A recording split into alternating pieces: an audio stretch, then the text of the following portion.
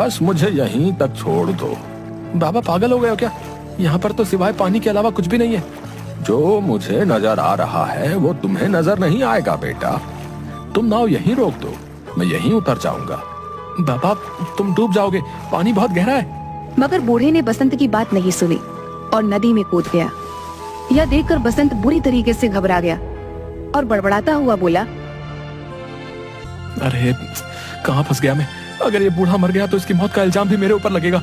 सभी लोगों ने इस बूढ़े को मेरी नाव में सवार होते हुए देखा है। अब क्या करूं? लगता है मुझे भी नदी में कूदना ही पड़ेगा। इतना कहकर बसंत ने नदी में छलांग लगा दी। मगर उसने जैसे ही नदी में छलांग लगाई, उसने अपने आप को एक बेहद सुंदर जंगल के बीच बहुत छोटे से तालाब में खड़ा हुआ पाया। बसंत तुरंत उस तालाब से निकलकर उस जंगल की ओर देखने लगा। तभी उसके कानों में एक भारी आवाज टकराई। बेटा मेरी शाख थोड़ी सी झुक रही है, इसे थोड़ा सा सीधा कर दो, मुझे दर्द हो रहा है। बसंत ने देखा कि वो जिस पेड़ के नीचे खड़ा था, बसंत से वही पेड़ बोला था।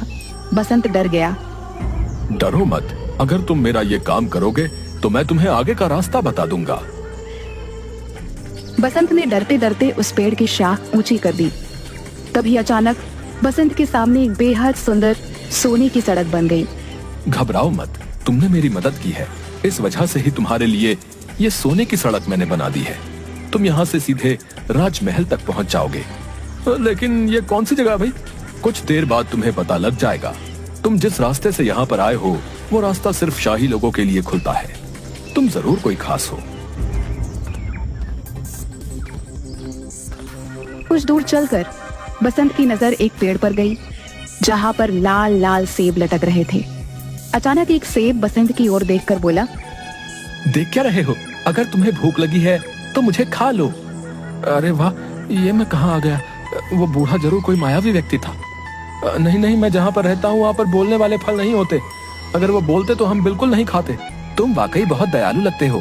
तुम्हारा इस जादुई नगरी में स्वागत है। इस सोने की सड़क पर सीधे चले जाओ, कुछ ही देर में तुम महल तक पहुंच जाओगे।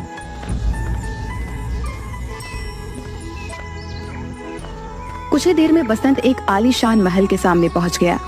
तभी उसके कंधे पर पीछे से किसी ने हाथ रखा। बसंत ने देखा तो सामने वही बूढ़ा खड़ा उसे देखकर मुस्कुरा रहा था। कौन हो तुम और ये कौन सी जगह है? अचानक वह बूढ़ा एक बेहद सुंदर राजकुमार में तब्दील हो गया। ये सारा का सारा राज्य मेरा है। तुम पृथ्वी पर नहीं बल्कि दूसरी एक जादुई दुनिया में हो। दूसरी दुनिया में? मैं कुछ समझा नहीं। दरअसल नदियापुर गांव की नदी के बीच एक दूसरी जादुई दुनिया का द्वार खुलता है।